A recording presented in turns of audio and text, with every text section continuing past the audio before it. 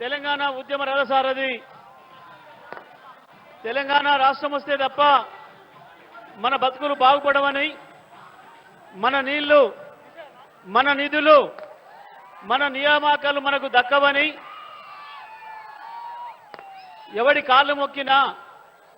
ఎవడి కడుపుల తల పెట్టినా, ఎవడికి విజ్ఞప్తులు చేసినా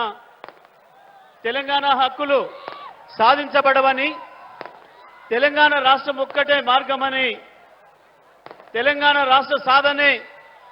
నా స్వప్నం, నా ధ్యేయమని ప్రకటించి తెలంగాణ ఉద్యమాన్ని ప్రారంభించి తెలంగాణను సాధించి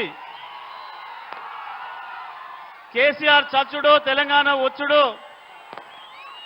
ఏదో ఒకటి తేలాలని చెప్పి చావు నోట్లో తలబెట్టి తెలంగాణ రాష్ట్రాన్ని సాధించి 10 ఏళ్లలోనే అద్భుతమైన బంగారు తెలంగాణ నిర్మాణానికి బాటలు వేసి నేడు మళ్ళీ తెలంగాణ ప్రజల కొరకు, తెలంగాణ ప్రజలకు వచ్చిన కష్టాల్ని తీర్చడం కొరకు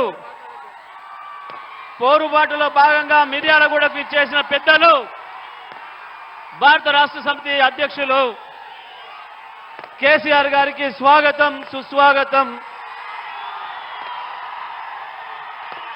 పెద్దలు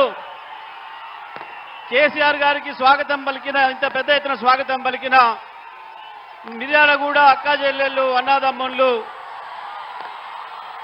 అందరికీ స్వాగతం తెలియజేస్తూ తెలంగాణకు మళ్ళీ వచ్చిన నీళ్ళ కష్టాలు అన్నింటినీ మీతో పంచుకోవడానికి ముందుకు వచ్చిన పెద్దలు, ఈరోజు